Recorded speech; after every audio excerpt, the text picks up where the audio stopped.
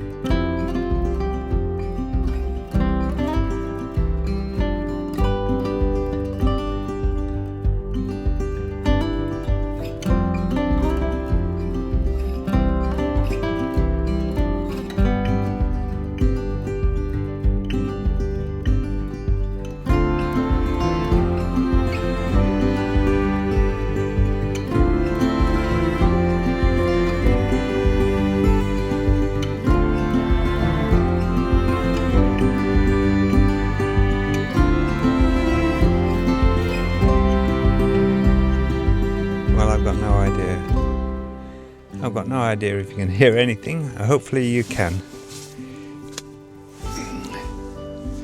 So having aborted Sharpness,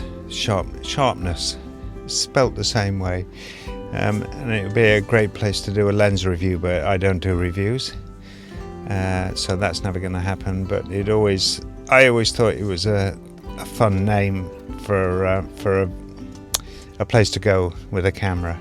Anyway, we couldn't go there because the dog hated it, because there was too much noise coming from the docks.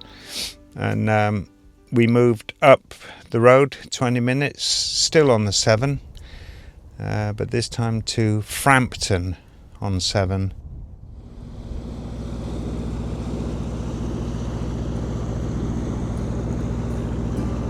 I can only think that that's the swing bridge keeper's cottage, because it's the only one there, but it's very grand.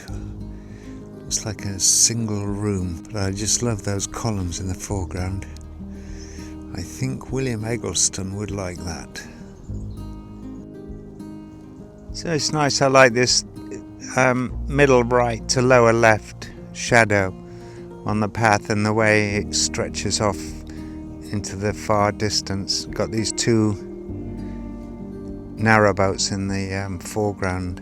Well, not the foreground, in the middle ground, right in the middle ground. And it's nice, it's all very good. Nice little bit of backlight. That's quite pretty.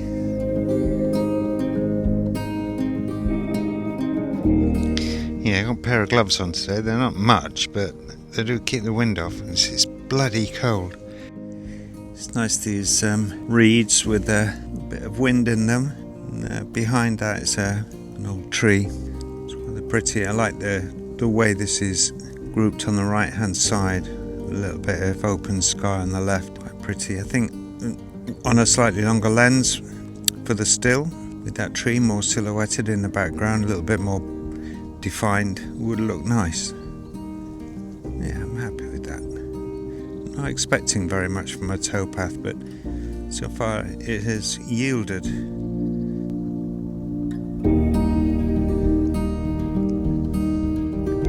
That's nice. It kind of reminds me of Montana in the winter, probably in the late 19th century, with that very, very low, very strong side light, allowing it to go into shadow quite a lot. It's quite nice. And I like the crop in the top. I think this would work quite well.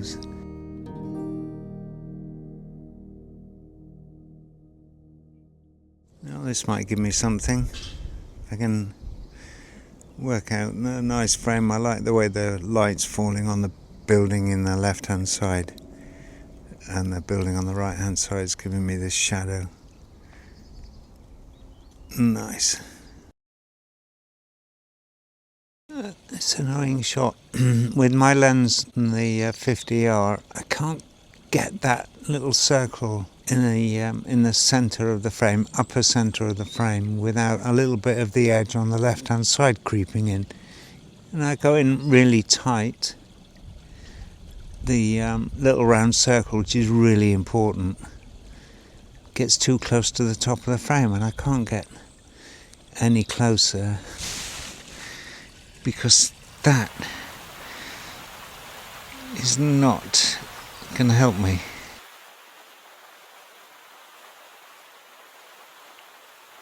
This is going to give me a shot, I think. It's a couple of old, I think it's a milking parlour. Is that the right word? It's nice though, whatever it is. Make something of this.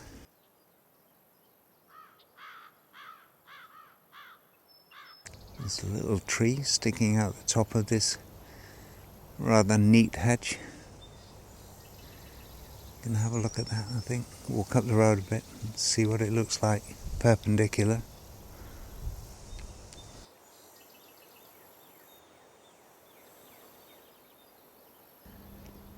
So this works quite nicely. I think with my lens I had to come right back to get the whole tree in. Oh, thank you. No, that's okay.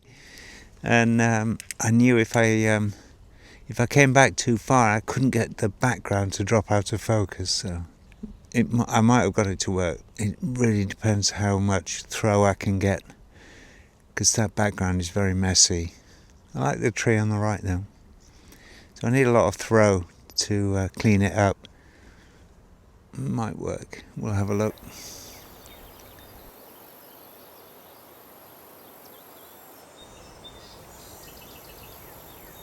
The trouble I have with this is it's all a bit too bucolic. Yeah, it's a really easy trap to fall into when you want something very minimal, almost sort of brutally so. But that's my fault for coming here. The problem with, where was it we were heading to? Sharpness. Was that it's a working dock and there's a lot of banging, and the dog hates that kind of percussive noise, so it would have been just tormenting to stuck with it. I took a couple of shots while he was in the van, but I cleared off up the road here almost immediately afterwards because it wasn't going to work there. I'm going to have to go back on my own, I think, or maybe go at a weekend. So we're going to carry on here. I think it's been nice, simply for the fact that I'm concentrating on the photography, which stops me concentrating on anything else, all the bad things that go on in my head when I'm not fully focused on something as intricate and demanding as this. So it's good. It's even if there's not very many shots coming out of it, I think this is what's been important. And my God, to get some blue sky and to get some shadow and to get some contrast is such a joy, even though it is freezing. It's really, it's been a really lovely day.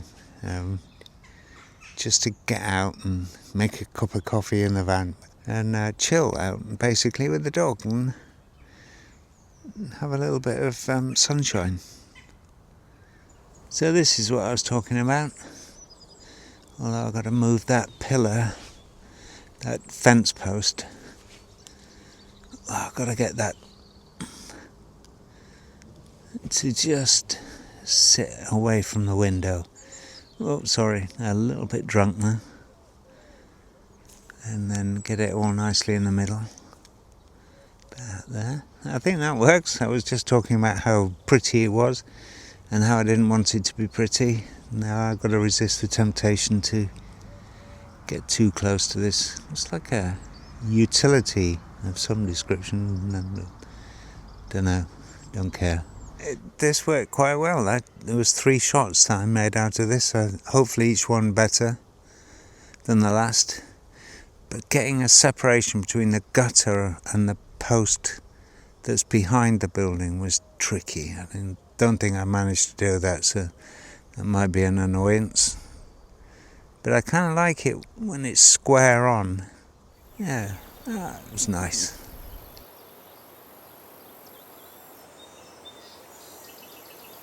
Where's your stick? Where's your stick? Where's your stick?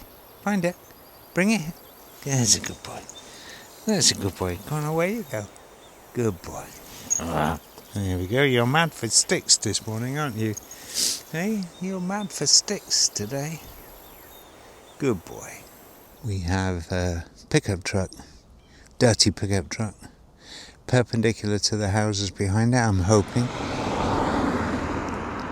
As a shot, because he's actually parked slightly at an angle to the road, so I can keep him at an angle, but the road and the house behind are parallel, which kind of makes it work a little bit better. And interestingly, have a look at this. The cottage is called Wild Goose.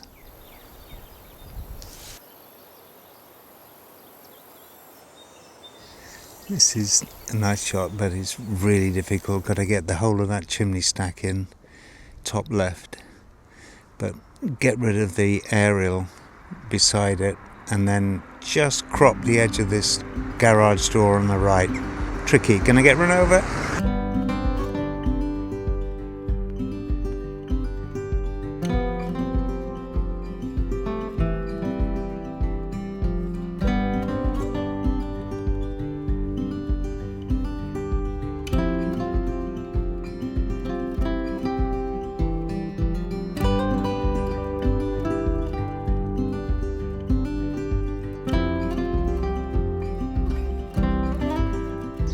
It's promising. I like this, not that you can see it right at the moment, but the hedge on the right is obviously very brown. Don't you, old scout, it's not helpful, is it, when you pull like that? So the barn or shed on the left is brown, and the leaves on the hedge are brown as well. I think if I frame that in a particular way, it might work.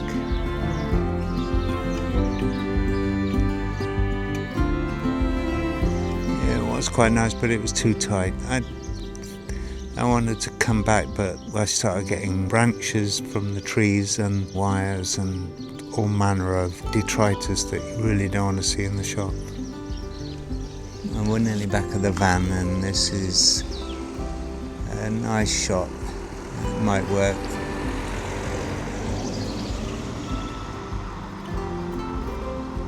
Contrasty.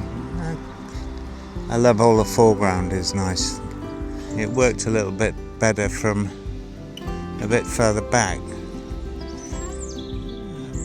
I managed to get the edge of the right-hand edge of the frame inside the building, so it always nice because it gives you the impression that the building goes on forever.